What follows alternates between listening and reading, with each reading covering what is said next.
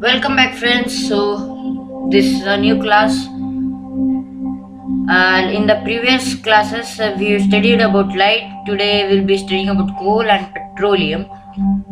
Yeah, I'm meeting you after so many days. I know I have just missed some of the classes. So, let's begin this class. Natural and man made resources. So, what are these actually? Natural resources are found in nature. Some of them can be exhausted by human activities. Yeah, like burning them, some of them, and breathing. You breathe air, right?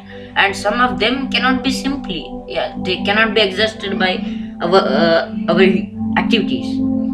It takes like by everyone. Yeah. Example are sunlight, air, water, coal, and petroleum, natural resources. Man-made resources. These resources are created by man and can be made again using chemicals. They are dangerous to the nature and for us. If we use it in a large quantities, it may be so much harmful for us. Example are polyester, plastic, polythene. Yeah, friends, you must reuse it. Natural resources. So in this class, we'll study about natural resources, inexhaustible natural resources, and exhaustible natural resources. These resources are present in unlimited quantity and are not likely to be exhausted by human activities. This means that they cannot be just exhausted by our human activities. Examples are air and sunlight. Air is abundant in the atmosphere, and sunlight, once if the sun is there, then the sunlight is there.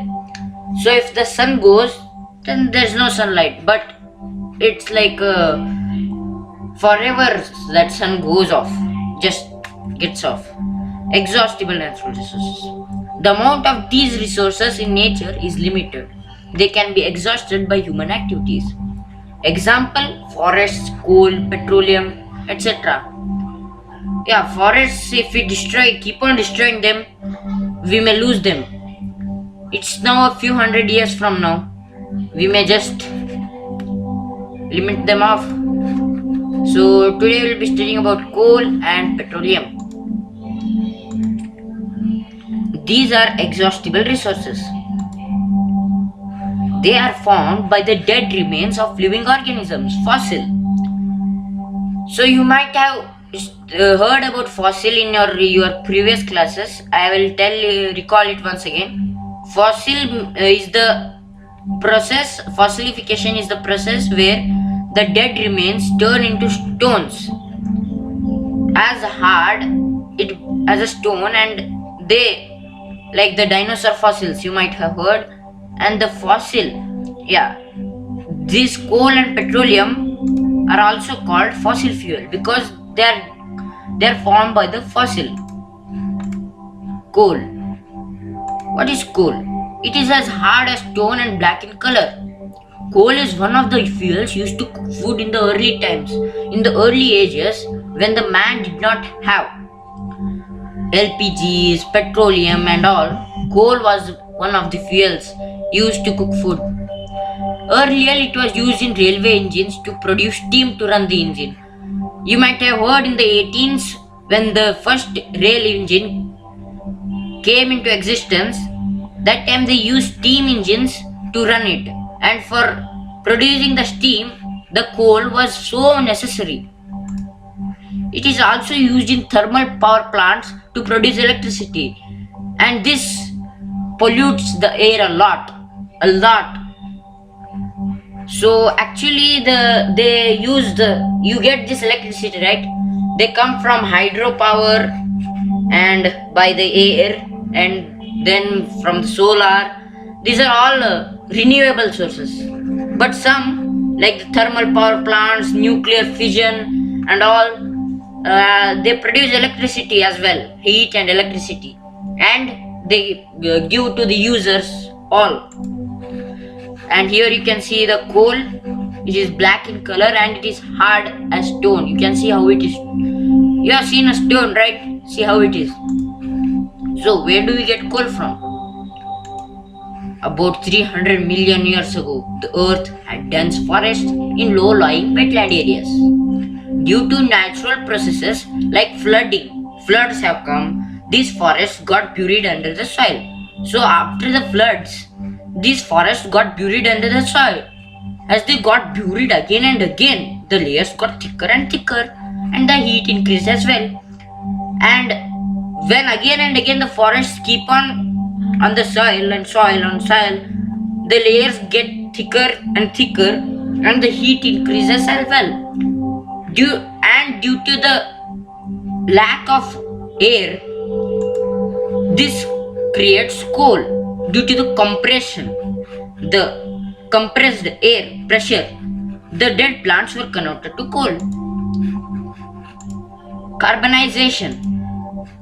As coal contains mainly carbon, yes friends, it contains mainly carbon, and when burnt in the air, it produces deadly carbon dioxide, which is harmful for us.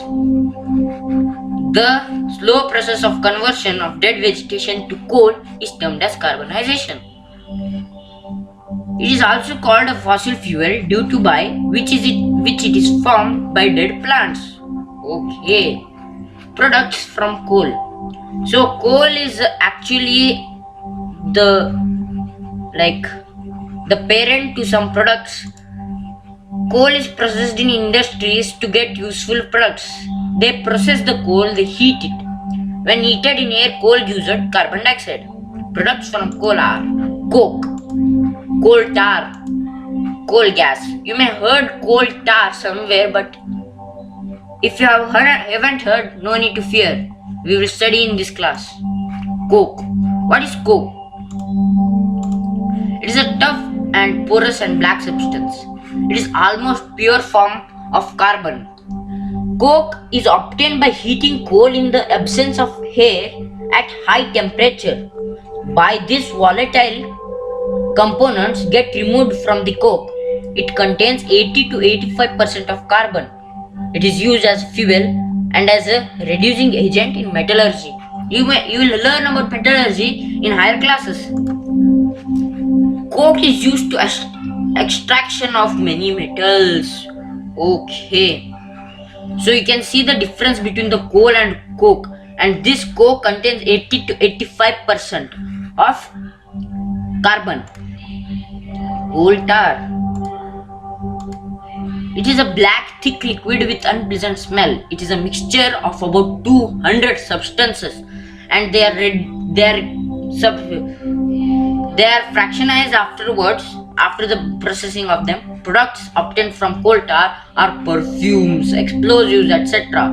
Interestingly, naphthalene balls to keep the insects away from the cloth are obtained from this coal tar. Coal gas. What is coal gas? Coal gas is obtained during the process of getting coke. What? Yes, you heard it right. While getting coke, that is burning the coke, you get coal gas. It is used as a fuel in many industries situated near the coal processing plants. Coal gas was used for street lights for the first time in London in 1810 and in New York in 1820.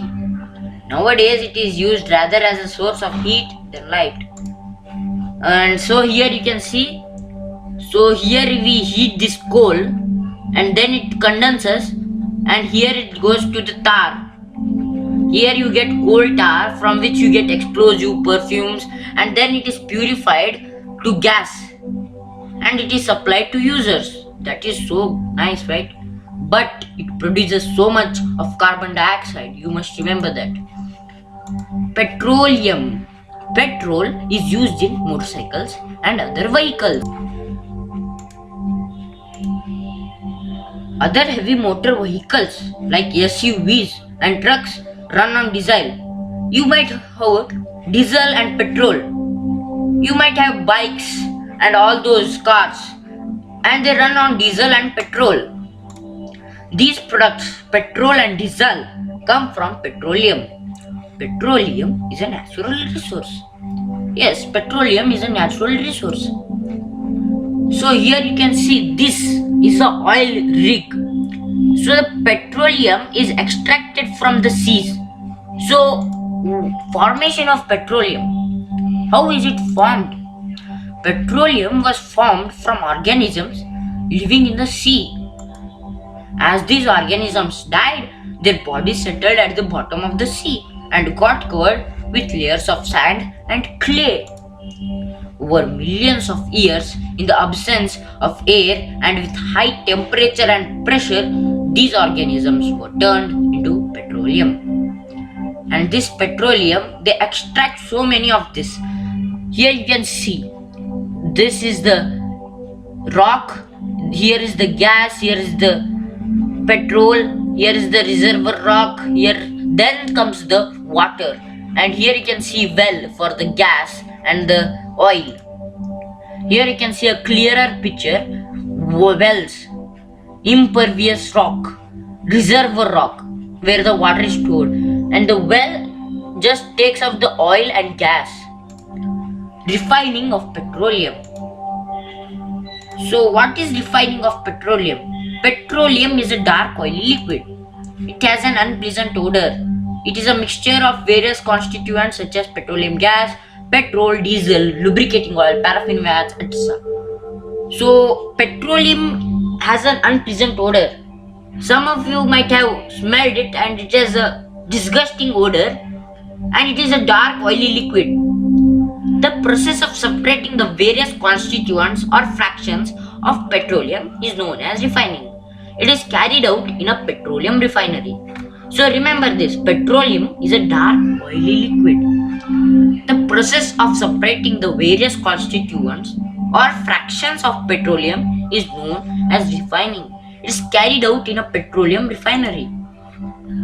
So this is the oil refinery.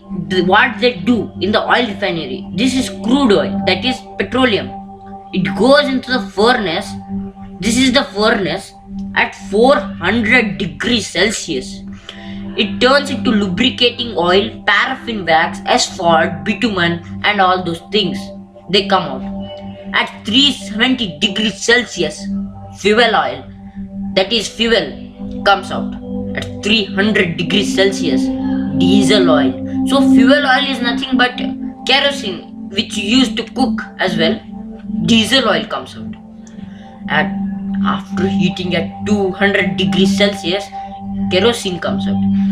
Fuel oil and kerosene are much similar, but fuel oil is used like for others. And 150 degrees Celsius, the gasoline, petrol, what we call is petrol, comes out. And at 20 degrees Celsius, gas comes out. So petroleum, a black gold. Many useful substances are obtained from petroleum and natural gas. These are termed as petrochemicals. These are used in manufacture of detergents, fibers, polyester, nylon, acrylic, etc., polythene and other man-made plastics. I must remind you friends, don't use more plastic, it is so dangerous to the nature. Hydrogen gas obtained from natural gas is used in fertilizers. Urea, you might have heard in the first chapter, crop production and management, the fertilizer urea is used. Due to its great commercial importance, petroleum is also called black gold. Wow! This black gold, if somebody has this petroleum refinery and all those things, they are so rich. Like the Saudi Arabia, you must have heard, an Englishman struck oil there, petroleum, and Saudi Arabia is so rich. They sell petrol at the rate of water. Do you know that, friends? So we'll learn about various constituents and their uses. Serial number constituents of petroleum uses. Number 1, LPG, liquefied petroleum gas, fuel for home and industry. So this LPG is used for food, you use it. It is a mixture of butane, isobutane and some propane. Its major sources are oil wells. a strong foul-smelling substance, ethyl mercaptan or thiethanol, is also added to LPG to detect its leakage because LPG is a colorless and odorless gas. It is used in cylinders for domestic purposes. Petrol, motor fuel, aviation fuel, solvent for dry cleaning. Petrol is used as a fuel in light automobiles such as scooters and cars, etc. Quality of petrol is measured in terms of octane number. Octane number is defined as the percentage by volume of isooctane in the mixture of isooctane and N-heptane, which has the same anti-knock qualities as the fuel under consideration. So if I had told it fast, you can keep the playback speed a little slower and listen it. Kerosene, fuel for stoves, lamps and for jet aircrafts. So kerosene is used in jet aircrafts. That's great, right? Diesel, fuel for heavy motor vehicles and electric generators. Diesel is used as a fuel in heavy motor vehicles such as trucks, tractors, submarines, etc. Because of its high power and lower cost, quality of diesel is measured in cetane number. Lubricating oil. So what is lubricating oil? This is used for lubrication. This lubrication you might have seen in the tailor machines, sieving machines. They put some oil in there and it just smoothens it. In some like rusted areas they put it so that it can run more smoothly. Paraffin wax, ointments, candles, Vaseline, etc. So these are like some sort of very smooth. This paraffin wax actually is used for waxing, that removes the hairs of the skin. Bitumen, it is used for paints and road surfacing. So this is the diesel, see how light it is, and this is the petroleum, see how, as you heat it more, this is the petroleum, and actually this is bitumen, this is paraffin wax, and this is LPGs. So all these come from petroleum, and it is the same color as this, and you can see how darker than this is. This is actually diesel and this is petrol. Can you imagine? In some of the differences you might find the difference. This is a little darker than this. Natural gas. Natural gas is a very important fossil fuel because it is easy to transport through pipes. Now it is a mixture of 83% methane and 16% ethane. It is generally present at the exploration sites of the petroleum substance. Natural gas is stored under high pressure as compressed natural gas. CNG mainly contains of methane and some ethane is used as a fuel in vehicles. Nowadays, because it produces less pollutants, they use it in vehicles. It is used for power generation as well. Transportation of CNG is so easy. You can transport through pipes. The natural gas is done here, it is processed here, and it is sent through these pipes to the home. Such a pipeline network is found in Vadodara, Gujarat. The great advantages of CNG is that it can be used directly for burning in homes and factories where it can be supplied through pipes. Such a pipeline network exists in Vadodara, Gujarat, some parts of Delhi and other places. Natural gas is also used as a starting material for the manufacture of a number of chemicals and fertilizers. India has vast reserves of natural gas. We make biogas, gobar gas, and so many gases. in our country, natural gas has been found in Tripura, Rajasthan, Maharashtra, Krishna and Godavari deltas. Some natural resources are limited. Coal and petroleum are fossil fuels, and it took the dead organisms millions of years to become coal and petroleum. These resources will last for another couple of centuries. Moreover, they are the main cause for polluting the air, which is linked with global warming. It is therefore necessary to use these fuels when absolutely necessary, and this may result in a better environment with lesser risk of global warming, and the availability of these resources will last longer. In India, the Petroleum Conservation Research Association (PCRA) advises people how to save petrol or diesel while driving. So some of its benefits are, the tips are: drive at a constant and moderate speed as far as possible. Switch off the engine at traffic lights or at a place where you have to wait. Ensure correct tire pressure and ensure regular maintenance of the vehicle.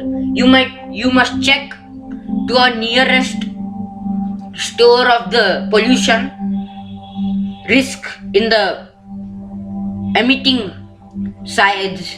Emitting. I'm sorry, friends. I am not well today, but yeah, it is used as a where the smoke comes out from the vehicle. You must check it regularly because it is so important to check so that pollution just cannot just destroy our whole world like that. So if you regularly check it and keep insurance, that may reduce the risk of the global warming as well. So friends, it is enough for today. We will study in our next classes in the coal and petroleum. So actually this we have finished the coal and petroleum chapter now. So I think we will study biogas or gobar gas in the next coming class, and some questions are there waiting for you guys. I think so you can pause the video for that, and meet you in the next video. Well then, goodbye.